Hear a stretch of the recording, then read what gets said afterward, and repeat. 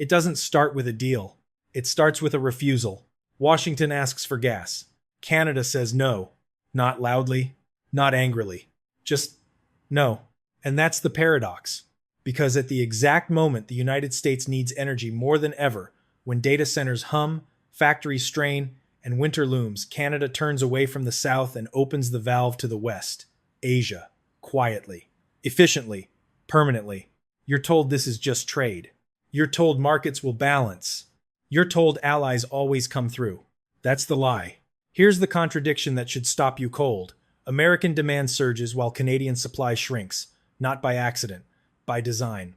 In less than a year, the flow drops from 9 billion cubic feet per day to 5.4, a 40% cut. No embargo, no press conference, just a reroute.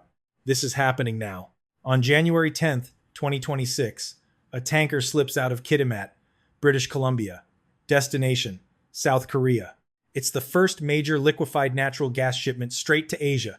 $40 billion of steel and concrete finally awake. A switch thrown, a new direction set. While microphones in Washington scream, Ottawa goes silent and builds. This isn't defiance. It's math. Canada doesn't threaten. It rewires. Pipelines point west. Contracts lock in. Buyers pay more 30 to 40% more, and they sign long. The system learns a new habit, and habits are hard to break. This is the ghost train moment. You don't hear it until it's already passed. So ask yourself, if energy is power, and power follows the route, what happens when the route changes? Because when someone tries to weaponize dependence, the smartest response isn't to fight. It's to remove the dependency, to pull the plug on leverage itself. That's the mystery we're unraveling, not a trade spat. A structural shift. And by the time anyone realizes what moved, the leverage has already begun to bleed out. The noise came first. Tariffs. Threats. Deadlines barked into microphones. Donald Trump didn't negotiate. He weaponized access. 35% tariffs on Canadian goods, 10% on energy. The message was blunt and unmistakable. Comply or bleed. It was a zero-sum gamble. Squeeze Canada hard enough, and the gas would keep flowing south. Because where else would it go? That assumption was the crime. Because pressure doesn't just hurt, it teaches. Every threat is a lesson. And the lesson Canada learned was simple. Reliance had become a liability. The numbers tell the story faster than any speech. In January of 2025, Canada sent 9 billion cubic feet of natural gas per day into the United States. By the end of the year, that number collapsed to 5.4, a 40% drop. No drama, no announcement, just less gas crossing the line. That's what betrayal looks like in real time. Not flags burning, flows reversing, and the pain didn't land on politicians. It landed on people. Natural gas heats nearly half of American homes. When supply tightens, prices don't negotiate. They spike. Winter bills climb. 25, 30% higher than before. 50 to 100 extra dollars a month for families already stretched thin.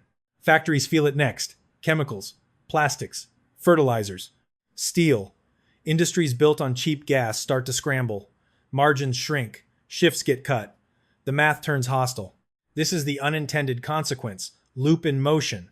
Tariffs meant to enforce obedience instead expose vulnerability. The louder the threat, the more valuable the exit becomes. And here's the twist most people miss. Canada didn't retaliate. Canada didn't escalate. Canada went quiet. Silence isn't weakness. Silence is planning. While Washington argued about tone and toughness, Ottawa started counting routes, contracts, timelines. A country with options doesn't panic. It waits. And when the moment is right, it moves. From the outside, it still looked like pressure was working. Markets wobbled, headlines flared. That was the false defeat, the illusion that leverage still held. But underneath, something irreversible was already taking shape. The gas was learning a new way home. While the noise machine stayed loud, Canada changed tempo. No press theatrics. No chest thumping. Just execution. This is where the story turns surgical. Mark Carney didn't argue with tariffs. He ignored them. He went gray rock. Calm. Unreactive. Boring on the surface. Lethal underneath. Because when pressure is loud, the smartest response is silence and construction. The blueprint was simple. Stop feeding the choke point. For decades, Canadian gas flowed south because that's how the pipes were drawn. Habit masquerading as destiny. Carney treated that assumption like bad code and rewrote it. Enter Kitimat. $40 billion. 10 years of steel, permits, delays, and patience. Then, on January 10th, 2026, the switch flipped. 14 million tons of liquefied natural gas per year no longer pointed at the United States. Pointed across the Pacific, Asia waiting, buyers ready, contracts signed. And they pay more. 30 to 40% more. That's not ideology. That's arbitrage. But Kitimat was only half the move. Gas doesn't teleport. It needs a spine. That spine is the Coastal GasLink pipeline, 670 kilometers of quiet defiance.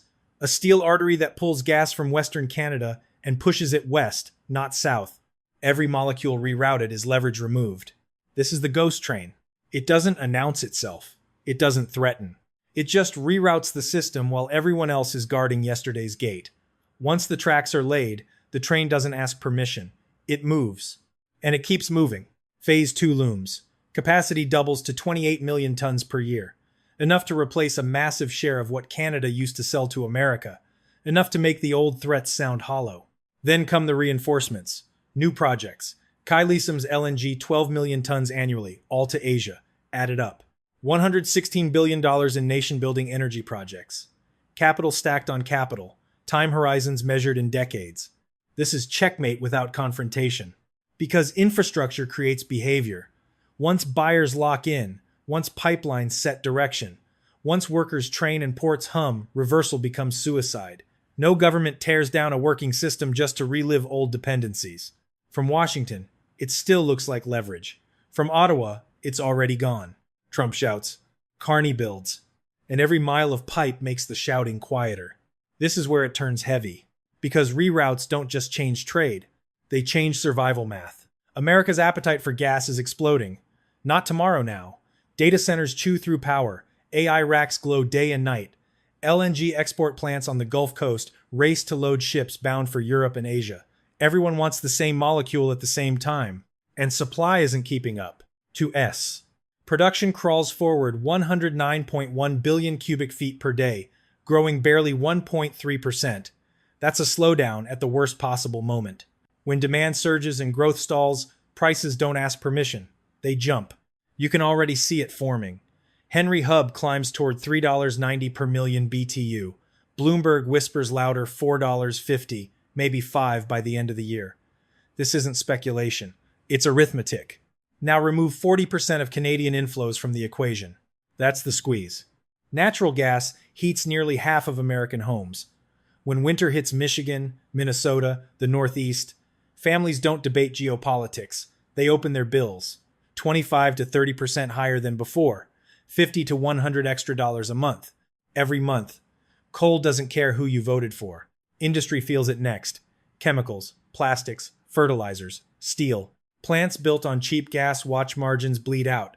When prices double, some lines shut down. Shifts vanish. Jobs wobble. Utilities scramble. Wind and solar sound great, but they don't rise overnight. The gap stays open. This is the energy weapon without a trigger pull. Canada didn't cut anyone off. It simply found better buyers.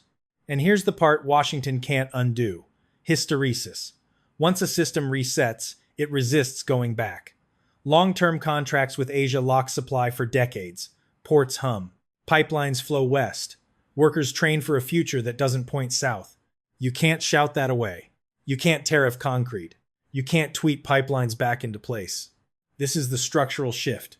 Quiet, durable, ruthless. Trump's leverage depended on inevitability, the belief that Canada had nowhere else to go. That belief is dead. The gas has a new home. The money follows it. And the old pressure points sit empty. What looks like a market adjustment is actually a checkmate.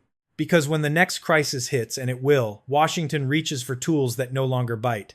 The drawer opens. It's empty. The new world doesn't announce itself. It just keeps the lights on. Somewhere else. Empires don't fall with explosions. They fall with reroutes. Trump wanted compliance. He wanted a lifeline. He wanted to prove that pressure still worked, that tariffs could scare allies back into line, that access was destiny, that the valve was his. Instead, the valve stayed open, and the gas went somewhere else. Canada didn't retaliate. Canada didn't posture. Canada outgrew the threat. This is the boomerang effect. Completed. Every tariff meant to tighten control accelerated the same outcome: independence by design, pipelines laid, ports activated, contracts signed for decades, a system rebuilt so it no longer needs permission. That's why this moment matters. Factories don't vote. Pipelines don't argue. Concrete doesn't forget. Once capital commits, it anchors reality. No election cycle reverses it. No angry speech pulls it back. Asking Canada to come back now would mean asking it to rebuild vulnerability on purpose. No rational government does that. This is checkmate without confrontation. The United States still has power. It still has markets. It still has influence. What it no longer has is inevitability. For generations, Canadian energy flowing south felt like gravity. Unquestioned, automatic. That assumption was never law. It was habit. And habits break quietly when better options appear. Trump tried to weaponize dependence. Carney removed it. And that's the lesson, echoing far beyond energy. Other governments are watching this unfold, not cheering, studying. They see that diversification doesn't require rebellion, that you can reduce exposure without lighting yourself on fire, that silence plus infrastructure beats noise plus threats. Power now follows logistics. Capital hunts predictability. And right now, predictability is the rarest currency on earth. The countries investing in it, boring, disciplined, methodical, are the ones reshaping the map while everyone else argues about tone. Trump dominated the headlines. Canada rewired the system. And that's the difference between volume and force. The empire didn't collapse today. It just realized the traffic had moved on. Ask yourself one last question. When energy decides the route, who actually controls the future?